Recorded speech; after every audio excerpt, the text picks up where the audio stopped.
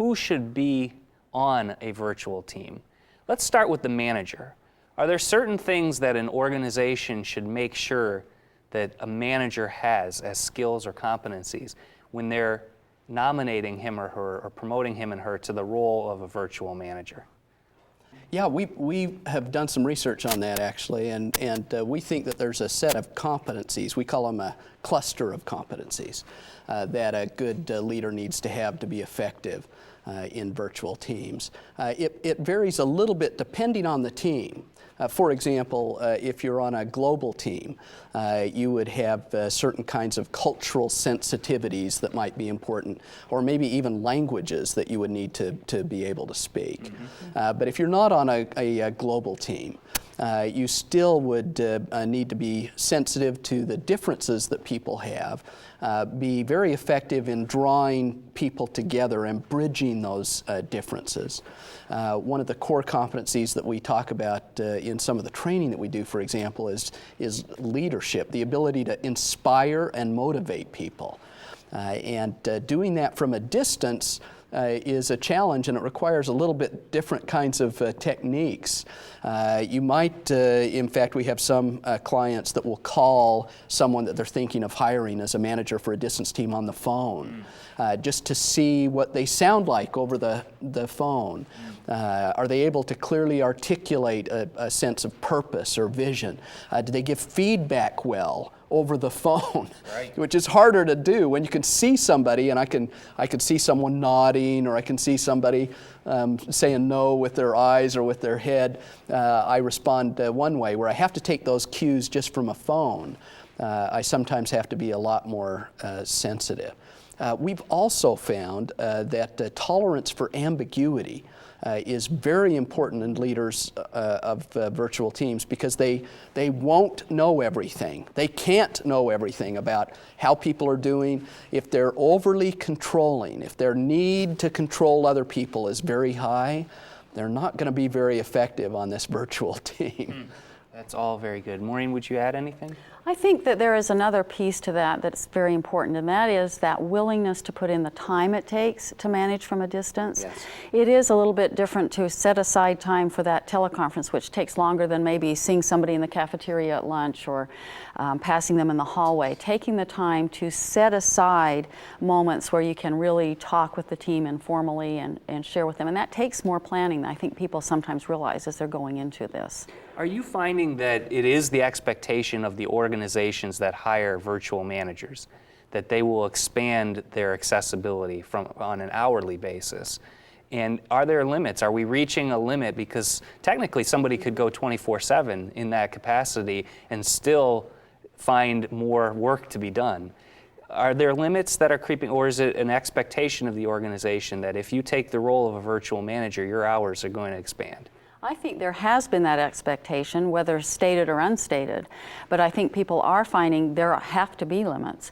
They're going to have to start putting some boundaries around that time, as Kimball was talking about, just in terms of managing the balance. We're finding people with a much higher rate of burnout because I can't get away from this. I'm on vacation and they tell me I have to take my BlackBerry on vacation, and when I'm sitting by the pool I have to be IMing people.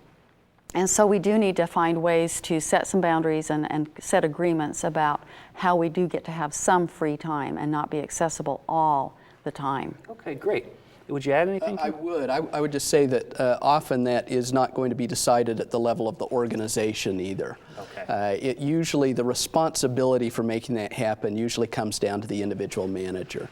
Because the organization will accept as much time as you will give them and appreciate it. Good point. And so it becomes the responsibility of the individual to put some boundaries in place. Now, you can go too far, obviously, in that. We've got to be committed to make these organizations work. The accessibility is important.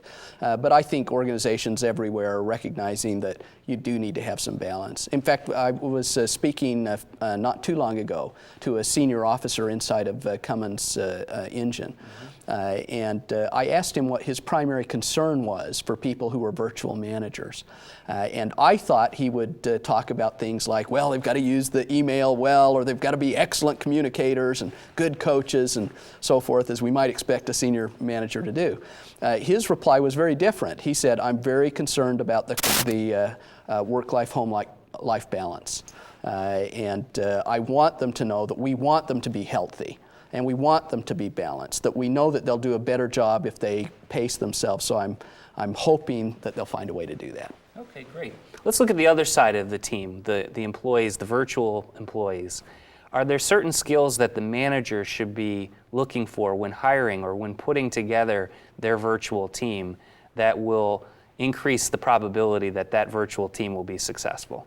There are a number of things to look at, and one of those is, does the person actually enjoy time alone? But are they the kind of person who's not this real loner who doesn't like to communicate with anybody? Because that can be very detrimental as well. If it's this person who doesn't like to communicate, so they love working in a virtual team because they don't have to interface with people all the time, that's not good. But they do need to be someone who is okay, again with the ambiguity that the leader also needs to be comfortable with. So do members of the team. What else would you add? Well, they also need to be self-starters. When we interview managers about what they're looking for people on these virtual teams, the number one thing they say is these people have got to be motivated. They've got to be self-starters, because there are some individuals, and I think this is really kind of a fault of many of our businesses, we have often trained people not to be self-motivated. We've trained people to wait for the manager, to take direction, to do what you're told. We've taught them to be compliant. And that particular skill set is not very helpful actually in a virtual team. We want people who take initiative and show initiative. We want people who are self-motivated and self-directed, who will move forward, because they're not going to have a lot of interaction with their manager. And if they're waiting for the manager to tell them what to do, there's going to be a lot of idle, non-productive time.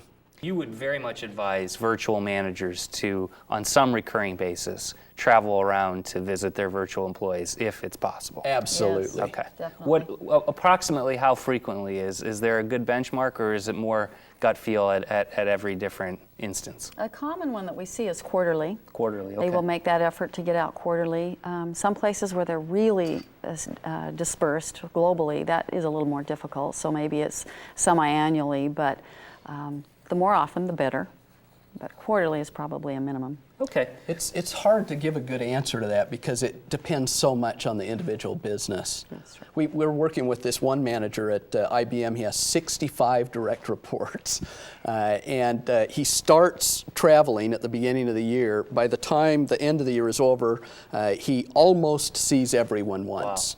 Wow. But it just depends on what your situation is. The more frequent, the better, obviously.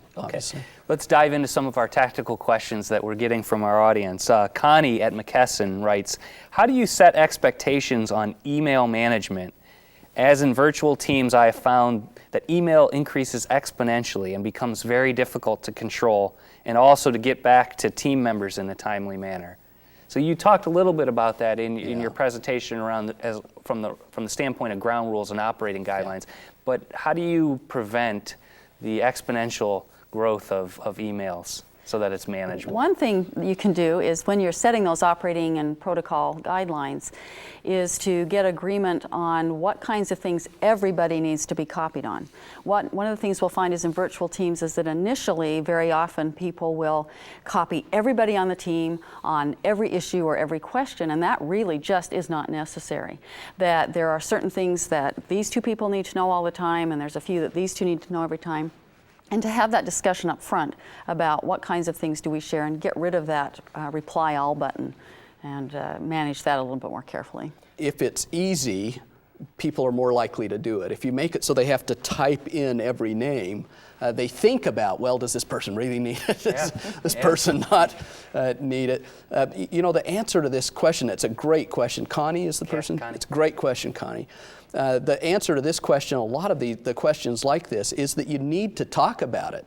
And you need to have agreement. What happens in most organizations is that everybody knows it's bad and grouses about it and complains about it, but no one really takes action. So you need to get the team together and say, is this working? Is this not working? If it's not working, what agreements will we make about how, because you don't have power to change the world, right. But you do have the power to influence your team.